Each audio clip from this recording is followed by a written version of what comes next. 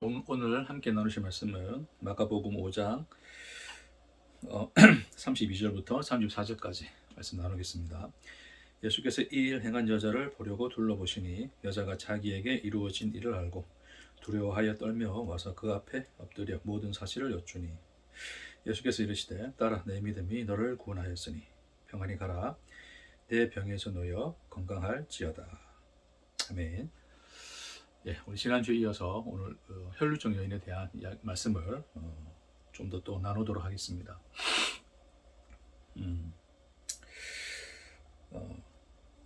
우리가 기독교에 있어서 이제 가장 큰 이제 주제를 우리가 좀 꼽아서 이야기하라면 구원이죠, 구원.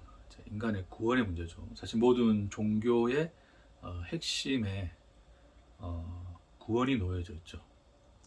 왜냐하면 인생은 괴롭고 힘들고 죽음도 두렵기 때문에 어떤 그런 죽음을 극복하고자 또 인생의 여러 문제들을 해결하고자 인간들이 추구하는 것이 종교이기 때문에 가장 큰 이제 주제는 구원입니다. 그리고 구원의 문제에서 종교가 생겨났다라고 해도 과언이 아니죠. 그래서 기독교에 있어서도 가장 큰 이제 주제는 구원입니다.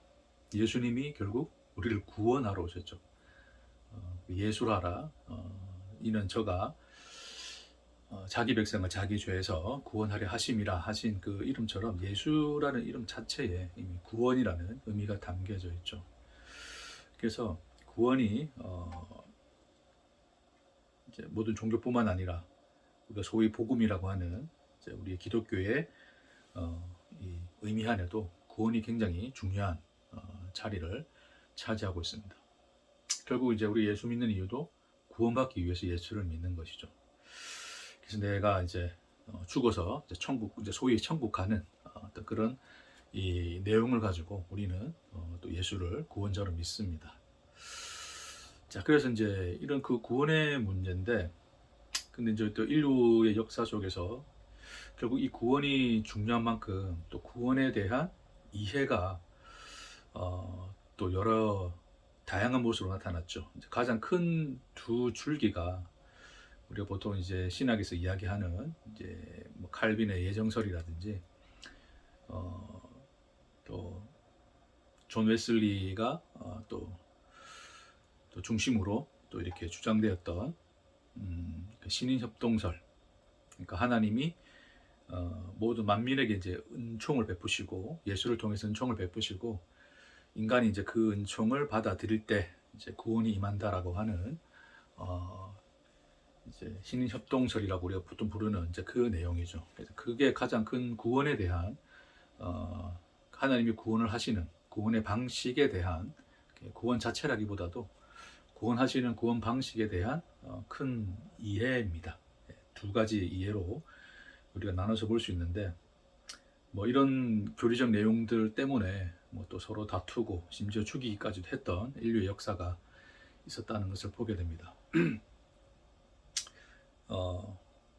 결국 이제 예정설이라고 하는 것은 구원이라고 하는 것이 절대적 주권을 가지신 하나님의 온전한 선택에 의한 것이고, 그러니까 인간의 어떤 의지나 인간이 믿고자 하는 구원을 얻고자 하는 어떤 인간의 뜻하고는 관계없이 하나님이 이미 창세전에 이미 예정하시고 택하신 자들이 구원을 받게 되어 있고 그 이외에는 구원을 받지 못하는 그것이 이제 핵심으로 이제 핵심의 내용인 것이고 내용인 것이죠.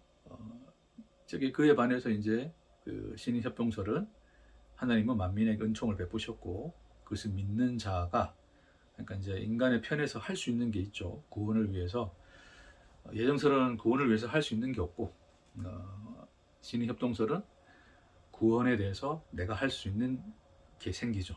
믿으면 되니까. 일반적으로 우리는 다 이제 그렇게 시작했을 겁니다. 우리가 믿고 시작했으니까.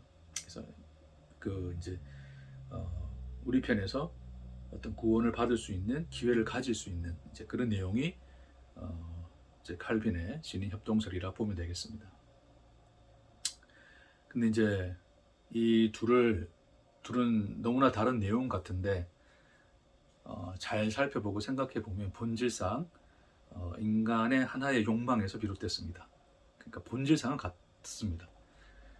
본질상 이 두 가지 구원에 대한 어떤 이 이해를 가지는 두 가지의 이 의미는 표면상으로는 다르게 나타났으나 본질상은 같은 거죠. 동전의 양면이라고 볼 수 있죠. 동전의 앞면과 뒷면이 서로 다른 모습으로 존재하지만 여전히 둘은 동전이라는 것. 예, 그것처럼 하나의 본질 속에 있습니다. 그게 뭐냐면 인간의 존재성입니다. 그러니까 구원이라는 문제 자체에 인간이 집착하는, 그러니까 구원을 받고자 하고 구원이라고 하는 주제에 대한 그 집착은 결국 인간의 존재성에서 비롯합니다. 예. 그러니까 존재가 아니면 뭐 구원 받든 안 받든 구원이라는 주제가 성립하지를 않죠. 구원이라는 것이 아무 의미가 없습니다. 존재가 아닌데 그 존재 아닌 것을 구원할 이유도 없고 또 구원받지 못할 뭐 내용도 필요하지 않고, 예. 그러니까 이 구원의 문제가 성립하기 위해서는 존재가 있어야 됩니다. 그러니까 이 구원의 문제를 인간 편에서 우리가 인지를 한다는 것은 그것을 인지하는 나는 이미 존재하고 있어야지, 그러니까 존재라는 전제가 있어야지 구원이라는 문제를 인식할 수 있다는 거예요. 그러니까 그 주제를, 그 내용을, 그 의미를 생각할 수 있다고 하는 것입니다. 존재라는 것이 존재되지 않으면 구원은 아무런 의미를 가지지 않습니다. 그게 뭐 예정설이든 심리협동설이든 아무런 의미가 없는 것이죠. 예를 들면 이런 겁니다. 먼저 예정설을 보면, 먼저 일단 신의협동설을 보면, 신의협동설 같은 경우에는 결국 이제 구원이라고 하는 것은 내 존재가 구원받는 거니까 인간 편에서 이제 어떤 이 구원의 조건을 가지고 싶어 하는 거죠. 그러니까 내가 할 것이 있다라고 하는, 그러니까 이 존재자의 편에서 뭔가를 할 수 있음으로 말미암아서 구원을 얻을 수 있다는, 그래서 내 쪽에서 어떤 하나의 기회를 가질 수 있는, 하나의 패를 가지는 또 구원의 어떤 조건을 가질 수 있는, 조건의 일부를 가질 수 있는 의미를 가질 수 있는 이제 그 주장인 것이죠, 소위. 그러니까 나의 존재가 구원받기 위해서 나라는 존재는 뭔가를 할 거야. 그러니까 이제 그것이 이제 믿음이라고 했을 때 믿을 거야라고 하는 어떤 이것이, 그러니까 내가 믿으니까 하나님 당신 나를 구원해 주셔야 돼. 당신이 말한 것처럼. 왜냐하면 믿으면 구원받는다 했으니까. 그러니까 내가 믿을 테니 내 믿음이 나를 구원케 해달라라는 이제 요구를 할 수 있는 것이죠. 그러니까 믿음이라는 어떤 그것을 내가 제시를 하고 그 믿음에 대해서 이제 하나님은 나를 구원해 주셔야 하는 어떤 그런 이 관계에 놓여져 있죠. 내가 존재자의 자리에 일단 서 있어야 됩니다. 그러니까 존재에 이미 구원이라는 것을 생각했다는 것 자체가 이미 존재가 전제되어 있어야 되고, 결국 그 존재는 그 존재 자체 내 쪽에서 어떤 구원의 조건을 일부 가지는, 확보하는, 그래야 마음이 좀 편해지는 거죠. 왜냐하면 믿으면 되니까, 내가 믿으면 그래도 구원을 받을 수 있으니까, 천국 갈 수 있으니까, 예, 자기 존재에 대한 확보를 할 수 있다는 것입니다. 두 번째로 이제 예정설은 하나님 편에 모든 패를 맡기는 것 같지만 그렇지 않습니다. 예, 자세히 면밀히 살펴보면 그런 거죠. 그러니까 내가 버림받기로 작정됐다고 믿는 사람이 예정설을 믿을 리가 없습니다. 예. 그러니까 또 이 예정설을 가지고 또 뭐 복잡하게 또 뭐 이제 뭐 우리 육체의 뭐 그러니까 우리 육적 자아는 다 없는 게 맞는데, 또 하나님 편에서 장세전에 하나님 안에 있는 진짜 나, 뭐 창조된 나, 그 나는 이제 이미 하나님 안에 이제 예정되고 택정되어 있으니까 이 나는 당연히 심판받아 죽는 게 마땅하지만 그 하나님 안에 예정된 나는 이미 택함 받아서 있는 거니까 이제 그런 모든 이제 주권을 하나님께, 이제 나를 택하신 하나님께 맡기는 방식으로 또 이해하는 또 예정에 대한 이해가 있죠. 그래서 예정도 어떤 여러 가지 뭐 이 시간 우리가 다 다룰 수는 없지만 예정에 대한 또 여러 가지 이해가 있습니다. 하지만 그 모든 이해를 다 통틀어서라도 궁극적으로 결국 나는 택함 받았다는 거예요. 그게 전제되어 있어야 됩니다. 그래야지 내가 그러니까 하나님이 믿을 자와 믿지 않을 자를 택해 놓으셨다는 것을 받아들입니다. 그거를 받아들여서 이해할 수 있고 이제 말 그대로 받아들일 수 있게 되는 거예요. 근데 내가 버림받은 자인데 그것을 받아들일 리는 없습니다. 예. 어떤 방식으로든 나라는 존재는 하나님이 택하셔서 구원해 놓으셔야 하는 하나님은 그러하신 분이고 그러한 자로서 나는 택함 받았고 믿지 않는 저들은 택함 받지 못했다는 어떤 그런 이해 속에 있는 거죠. 결국 그것은 이제 믿는 자, 그러니까 믿어서 구원을 받았다라고 나는 택함 받았다라고 여기는 나는 이미 내 존재는 하나님께 구원받았다라고 여기는 사람들의 입장에서 자기 구원에 어떤 내 행위가 잘못되기도 하고 뭐 죄를 짓기도 하는데 그런 것들에 이제 흔들리지 않기 위해서 어쩌면 이제 어떤 구원에 대한 확증을 하나님 편에 두고 이제 내 행위와 관계없이 흔들림 없이 하나님이 나를 구원하시고 택하신 이 사실이 변함이 없다는 것을 통해서 내 존재에 대한 구원을 확정할 수 있죠. 경고합니다. 이것을 이제 그렇게 받아들이고 이해해버리면 자기 구원에 대한 어떤 그 흔들림이 없는 또 그런 믿음을 가질 수 있다라고 사람들은 여기죠.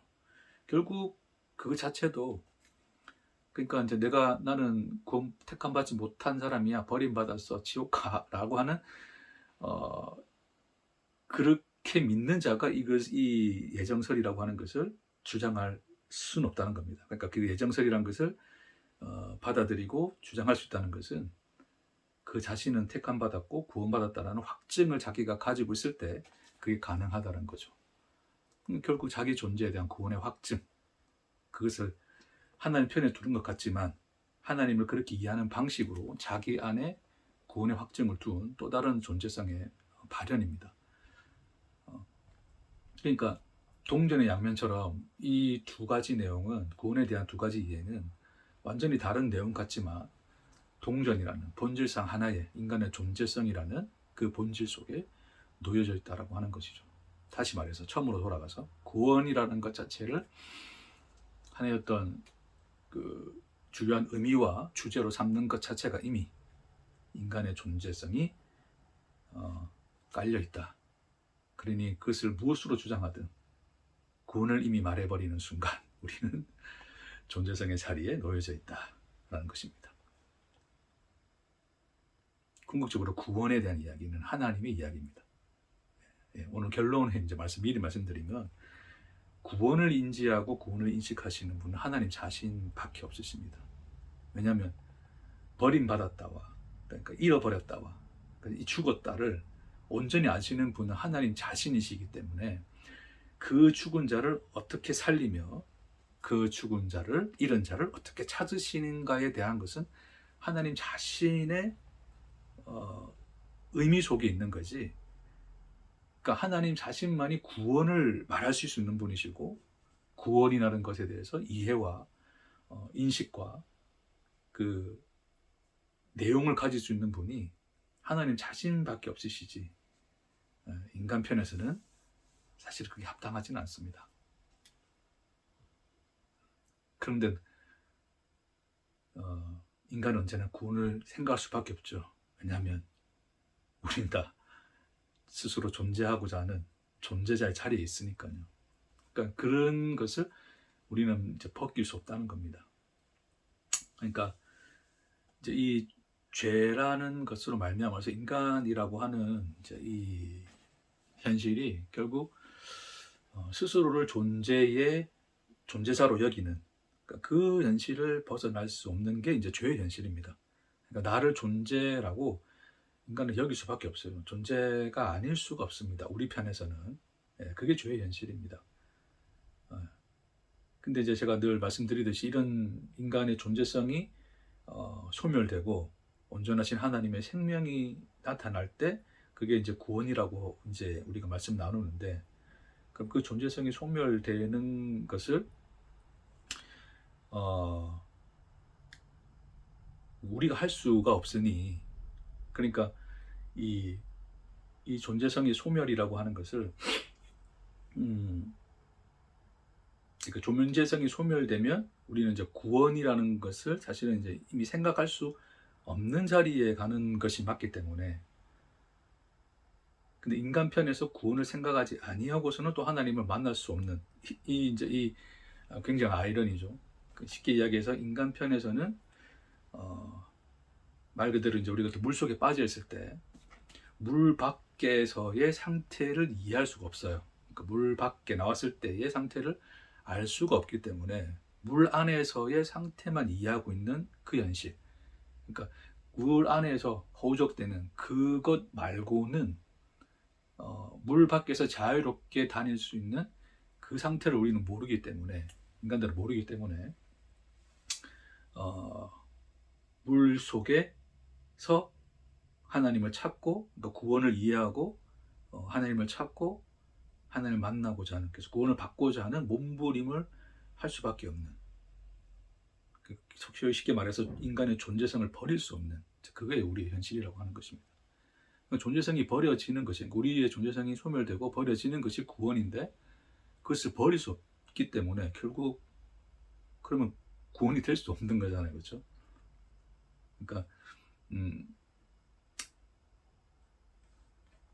그러니까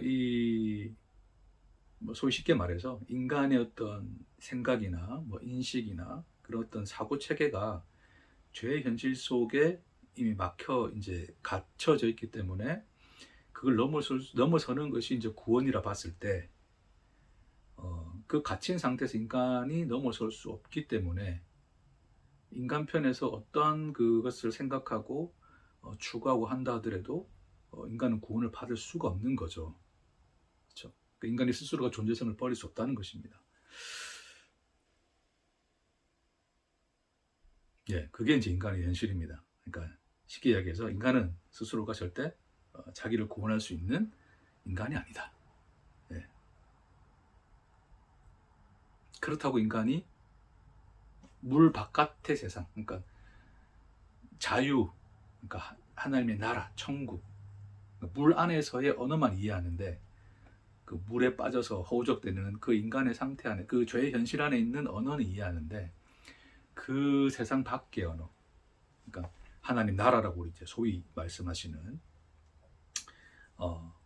구원과 자유와 그래서 그 물 바깥의 언어는 이해할 수 없죠. 그 물 바깥의 말씀을 이해할 수 없는데, 그럼 우리는 구원받을 길이 있는가? 그 이야기죠. 쉽게 이야기해서 이제 주님이 물 안으로 들어오셨다, 이제 이 이야기입니다. 이제 그게 정육신인데, 제가 이전에도 이제 여러분과 그런 부정한 십자가라는 주제를 가지고 여러분과 내용을 나눴듯이, 그 인간이 그러니까 인간이 하나님, 이제 온전하신 하나님의 입장에서 보면 인간은 이제 죄의 현실 속에 있는 것이고, 인간의 언어나 인간의 가치나 생각이나 모든 인식들은 한계가 있는 것이고 부정한 것이죠. 하나님 편에서 율법에서 이제 정한 것과 부정한 것을 나누는 것처럼, 부정한 것이 정한 것이 될 수 없고 정한 것이 부정한 것이 될 수 없는 것처럼, 그 경계로 나누어져서 부정한 것은 부정한 것 그대로 있을 수밖에 없는. 그래서 우리는 소위 이제 하늘의 언어, 하나님의 말씀이라고 하는 온전한 그 생명을 이해할 수 없죠. 왜냐하면 그것을 표현할 수 있는 언어가, 그 담아낼 수 있는 언어가 우리 속에 없기 때문에 결국 하나님 편에서 우리를 구원하시기 위하여 하나님이 하신 일이, 결국 하나님이 스스로 물 속에 뛰어 들어오신, 그러니까 우리의 현실, 죄의 현실에 들어오시고 우리의 언어 안에 들어오시고 우리의 언어로 말씀하시고 우리 언어와 대화하시고 우리의 인격으로 만나 우리를 찾아오시는, 이제 그것이 바로 예수로 이 세상에 오신 하나님의 자기 현실이었다는 것이죠. 그러니까 하나님이 우리와 함께 계시다, 임마누엘, 우리와 같이 되셨다는 것이, 우리를 체휼하셨다는 것이 결국 우리의 언어를 하나님이 가지셨다는 것입니다. 부정한 그 언어를요. 그러니까 우리의 부정하고 그런 인식 체계조차 다 하나님이 입으셨다는 겁니다. 그게 예수입니다. 그래서 제가 왜 이 말씀도 드리냐면 오늘 본문의 말씀에서 보듯이 이제 이 혈류증 여인이 예수님을 믿었죠. 예수를 믿었습니다. 예수를 믿었는데 믿어서 구원을 받죠. 손을 댑니다. 그리고 혈류병이 낫게 되고 구원을 받습니다. 자, 근데 예수님이 이제 또 그 여인을 찾아내셨고 말씀하시죠. 네 믿음이, 너의 믿음이 너를 구원하였으니 따라 평안히 가라. 내 병에서 너의 건강할지어다 라고 예수님 말씀하십니다. 너의 믿음이 너를 구원하였다. 우리가 이해하는 방식이죠.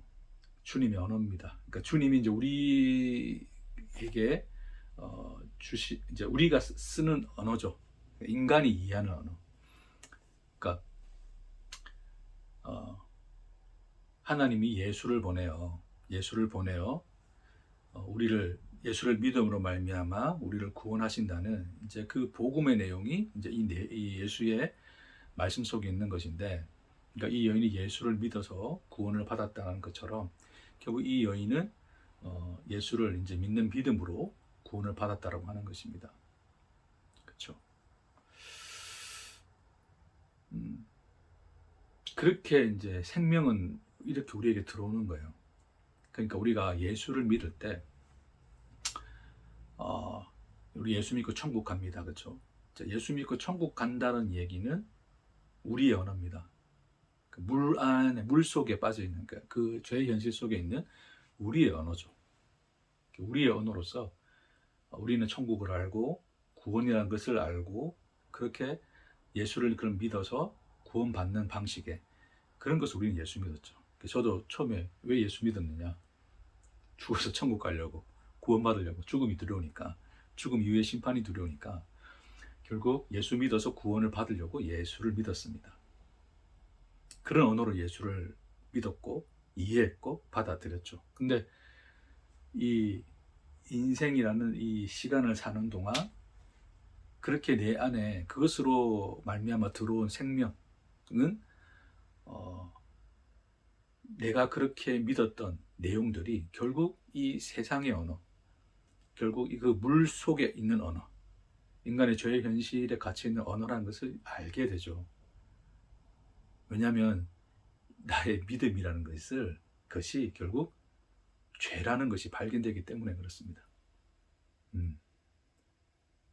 그러니까 예수의 생명이 들어오기 전에는 몰랐는데 생명이 들어오고 난 이후에 비로소 내가 예수를 믿는 것 자체가, 그러니까 내가 구원을 얻기 위해서 예수를 믿는 것 자체가 이미 죄라는 것을 알게 되는 거죠. 그렇게 인생이라는 말씀은 우리에게 그것을 깨닫게 해주는 것입니다. 오늘 이 본문의 말씀 속에서 우리가 여러분 좀 잘 이해하셔야 될 게, 자, 이 여인이 그러니까 이제 일반적으로 사람들이 또 생각할 때 그런 거죠. 이제 믿음이 이제 구원을 주는 거야. 병도 나을 수 있는 거야. 그러니까 예수를 잘 믿으면 구원도 받고 병도 낫고 잘 살 수 있고, 인간은 좀 그렇게 생각하는 거예요. 근데 그것은 여전히 이 인간의 존재성의 언어, 그 물속에 빠져 있는 인간의 존재성의 언어에서 벗어나지 못하고 있는 이제 현실인 건데, 어쩌면 그 하나님의 참된 생명을 맛보지 못한 어떤 인간들의 이제 이해일 수 있어요. 그러니까 사람들은 여전히 이 본문 속에서 이 여인이 잘한 점을 찾습니다. 그러니까 절박한 상황 속에서 어쨌든 예수를 믿으면 구원을 받겠다는 일념의 어떤 그의 어떤 이 열정이, 예수를 붙들고자 하는 열정이 결국 그녀가 구원받는 믿음의 자리로 이끌었다는 어떤 이해를 가지게 되죠, 인간들이. 그러니까 결국 병이 낫고 뭐 건강하고 잘 살고 복 받고 하는 것이 결국 그 사람이 얼마나 예수를 잘 믿었는가에 대한 이해로 빠지죠, 인간들이. 그리고 인간들은 그 믿음을 자랑합니다. 난 예수를 믿는다, 이렇게 잘 믿는다를 자랑하죠. 인간은 예수를 믿는다는 현실이, 예수를 믿는다는 것이 죄라는 것을 잘 깨닫지 못합니다. 우리 예수 믿는 거 죄입니다, 여러분. 죄입니다. 오늘 본문이 그것을 우리에게 명확하게 우리에게 보여줍니다. 본문에서 혈류증 여인은 부정한 여인입니다. 예, 레위기에서 보듯이 그녀가 앉은 곳도 부정하고 만진 것도 부정하고 다 부정해집니다. 12해 동안 이 여인은 부정했습니다. 그러니까 완전한 부정이죠.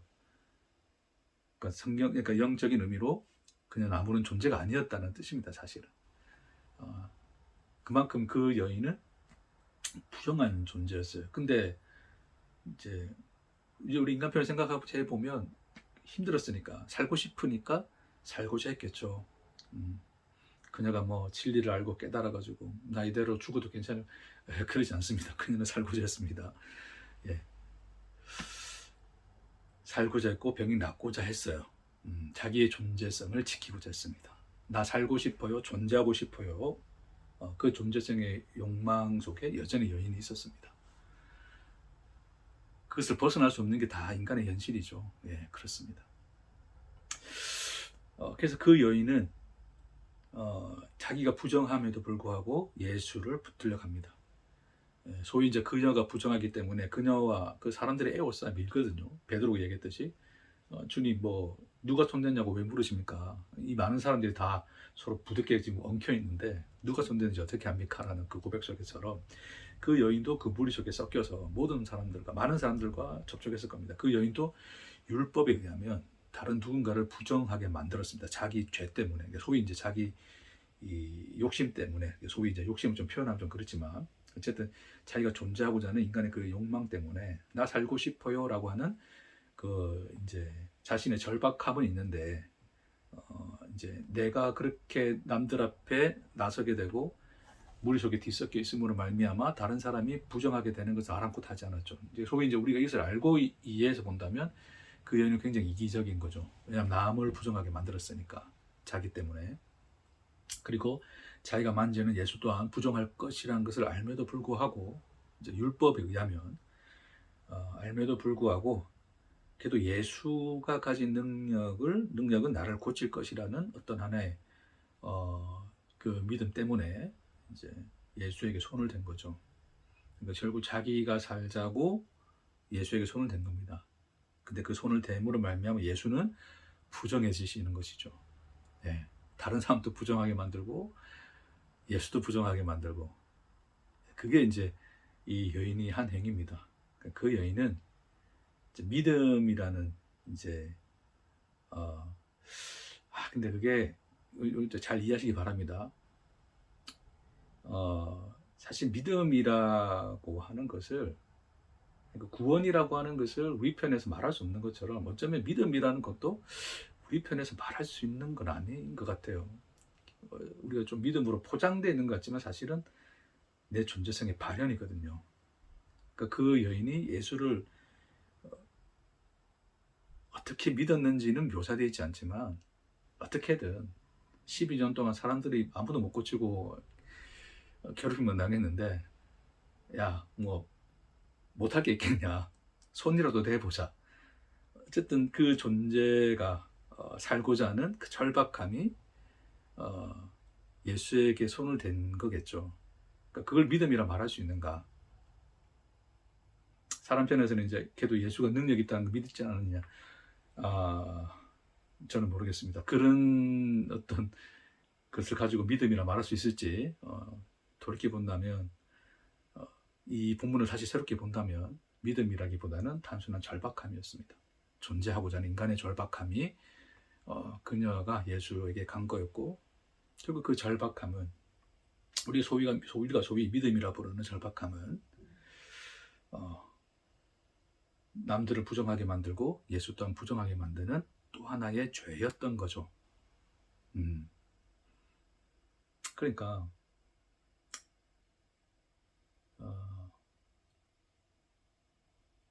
이 여인의 이 행위는 이제 결국 자기가 살기 위해서 남을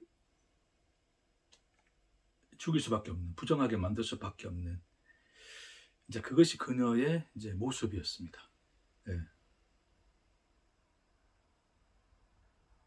근데 이제 인간들이 그런 여인의 모습을 보고 야 저런 게 믿음이야라고 말하는 것은 어쩌면 아직은 여전히 그 물속의 언어만 이해하고 있는 그 죄의 현실에 그 언어만 이해하고 있는 어떤 자리가 아닌가 생각을 해보게 됩니다.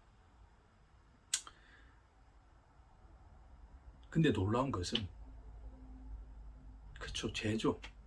죄고 이기적인 거고, 그쵸?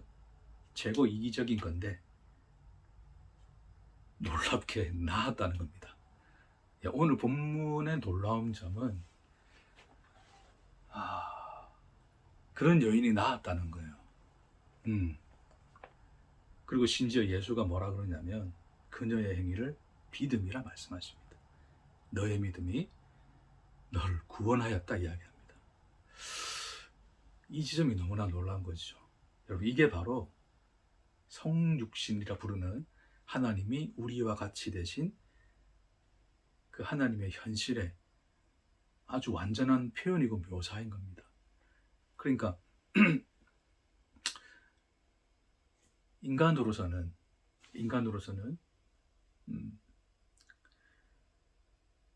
그렇게 해야지만이, 그러니까 그렇게 예수를 믿고 예수를 만지고 예수에게서 구원을 얻는 이제 그런 것만이 이제 우리가 구원을 얻을 수 있는 자리이기 때문에 우리는 그렇게 할 수밖에 없는 거죠. 그래서 그렇게 할 수밖에 없는 인간에게 하나님이 그렇게 할 수밖에 없는 인간의 현실 속에 들어와 계신다는 겁니다. 그러니까 하나님이 우리에게 아들을 주셔서 너희 다 죄인인데 내가 내 아들을 줄 거야. 내 아들이 너희들 위해서 십자가 달려 죽을 거야. 그러면 그 예수를 그러면 이제 너희가 예수를 믿어야 돼. 내가 예수를 통해서 너희 죄를 용서하고 너희를 구원한다는 것을 믿어야 돼. 그러면 내가 구원해 줄 거야. 라는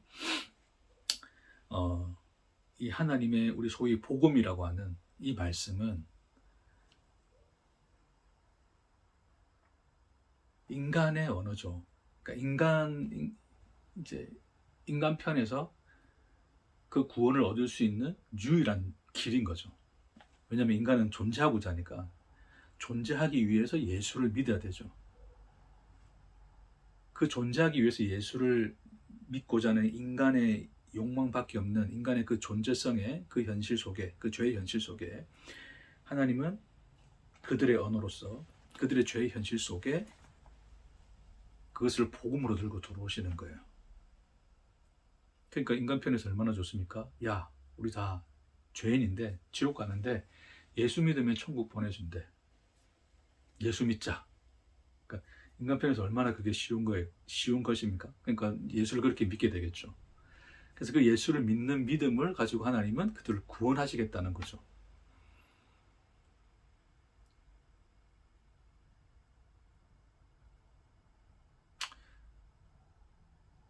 그래 구원받는 게 우리입니다, 여러분. 그러니까 놀랍게 우리가 구원받은 것은 뭔가 진리를 깨달아서도 아니고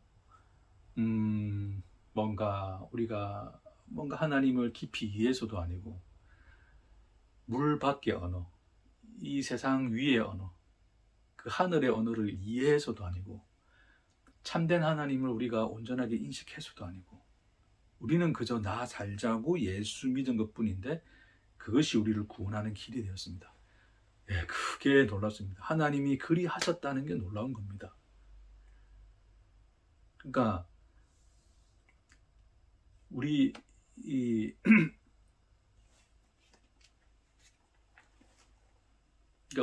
이 인간 속에서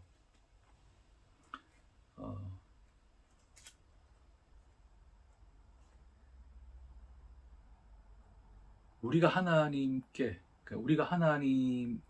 온전하게 믿기 위해서 믿음이라는 그 참 믿음의 어떤 이 현실을 우리가 알고 깨닫고 우리가 먼저 그것을 취하여서 구원이 우리에게 이루어진 게 아니라 우리는 아무것도 모르고 우리는 그냥 그게 죄인지도 모르고 했던 그 모든 것들 안에서 그것을 통해서 하나님이 구원하신 거예요. 그러니까 인간은 죄밖에 쏟아낼 수밖에 없는데 우리가 저지른 죄가 우리를 구원하는 방식으로 하나님 우리를 구원하셨다는 것이 예수가 십자가에 달려 죽어서 우리를 구원하는 그 십자가의 내용으로 의미를 우리에게 왔다는 거예요. 이 놀라운 이 말할 수 없는 괴리와 그 괴리를 넘어서 우리 안으로 들어오신 이 하나님의 놀라운 하나님 되심이 오늘 이 여인이 남들을 다 부정하게 만들고 예수조차 부정하게 만드는 현실 속에서 구원을 얻는 이야기로 묘사되고 있는 거예요. 제가 이 짧은 시간 그것을 다 여러분과 그걸 다 나눌 수는 없지만, 이 짧은 저의 언어로도 그걸 다 표현할 수 없지만, 이 놀라운 하나님이 누구이신가를 아는 것이 중요합니다. 그러니까 구원을 어떻게 받았느냐, 그러니까 구원이 무엇이냐, 예정설이냐, 뭐 신인협동설이냐, 그것을 우리가 알고 깨닫고 이해하는 게 중요한 게 아니라, 우리를 창조하시고 또한 그 인간의 죄의 현실 속에서 우리를 구원하시는 하나님 자신이 누구이신가를 아는 것이, 그게 참된 복음을 아는 더 길인 줄 믿습니다.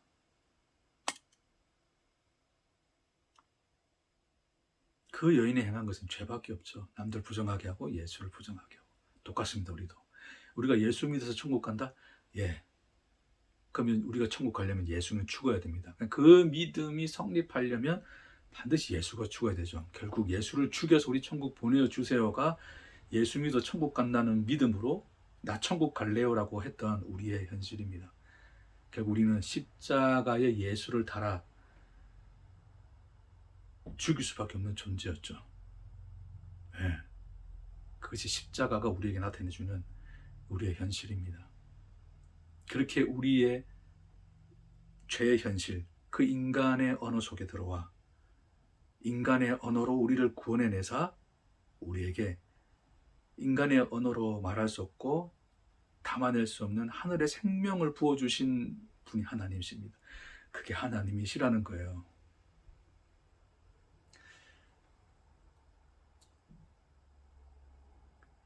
그러니까 그 여인에서 보듯이 우리가 예수를 십자가에 죽은 예수가 아니고서는 예수를 믿음으로 구원을 얻을 수 없는, 그 믿음으로 예수를 믿는, 결국 우리의 믿음이 믿음 되려면 예수가 죽어야 될 수밖에 없는, 결국 예수를 죽이는 믿음으로서 구원받는 이 내용 속에, 이 구원의 내용 속에 인간의 의는 없죠.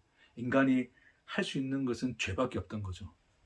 그러니까 우리가 우리의 구원을 위해서 할 수 있는 유일한 일은 죄밖에 없었다는 겁니다.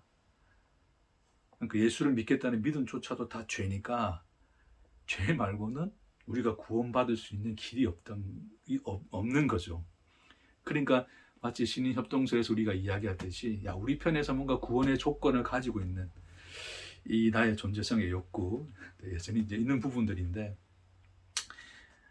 야, 그래도 내가 믿었지 않느냐, 예수의 십자가를 이해하면 어떻게 우리가 그렇게 믿었다라고 그것을 구원의 조건으로 하나님께 내세울 수 있겠냐는 겁니다.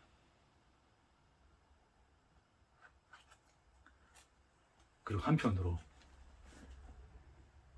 예정설 또한 하나님이 우리를 택했다는, 우리는 이 택했다의 의미를 좀 잘 모르는 것 같습니다. 예, 좀 잘 이해 못하는 것 같아요. 좀 그런 부분들은 나중에 우리가 또 기회 될 때 말씀을 여러분과 좀 더 나눌 수 있으면 좋겠고, 성경이 말씀하는 것은 단순히 야, 나 택함 받았어가 은혜가 아닙니다. 그러니까 야, 나 이렇게 뭐 못나고 잘못하고 뭐 죄밖에 지은 것밖에 없는데도 하나님 나를 택해 주셨으니까 나는 구원을 받은 거야 라고 하는 이러한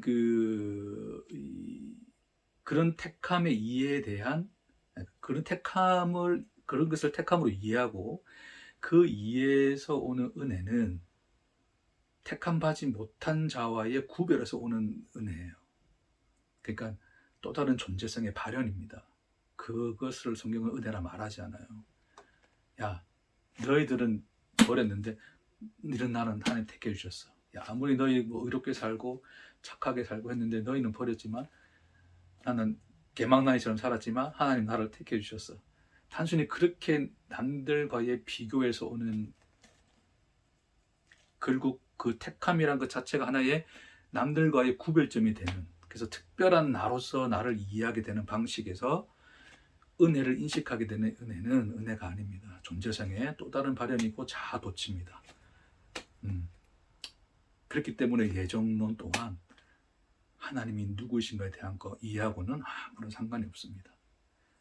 성경에서 말하는 하나님의 은혜는 그가 누구이신가입니다. 그가 누구이신가를 보라. 그가 너희를 위하여 하신 일이 무엇인가를 보라. 그는 어떠한 하나님이신가를 보라입니다. 아무것도 아닌 우리를 자기 백성이라 부르시고 우리를 자기의 아들과 딸로 부르십니다. 딸아, 안심하라. 내 믿음이 너를 구원하였다. 우리의 죄를 믿음이라 불러주십니다. 우리의 죄 속에서 구원을 이야기하십니다. 그 믿음조차 죄인데 그 죄를 가지고 구원을 이야기하십니다. 그가 하나님이십니다.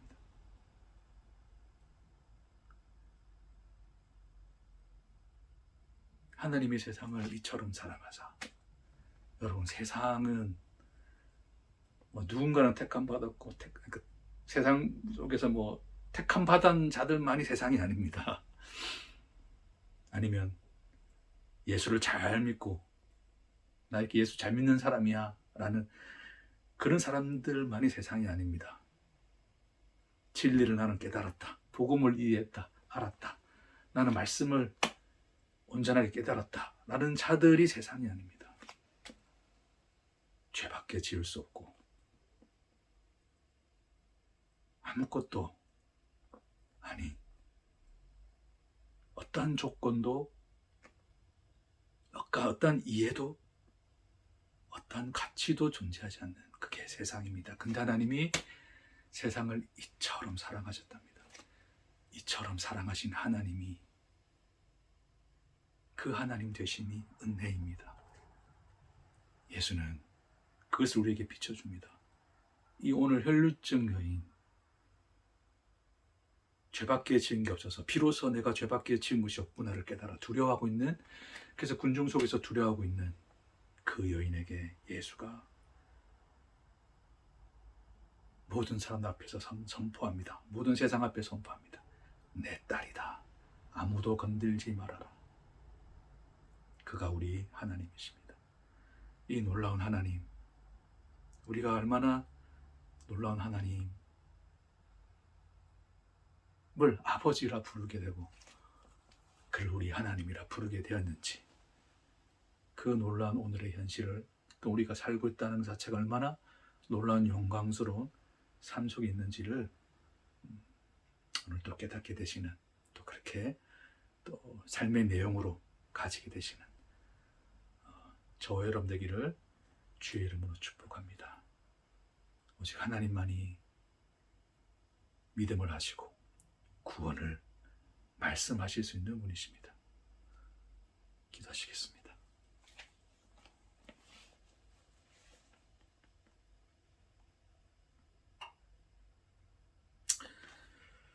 하나님,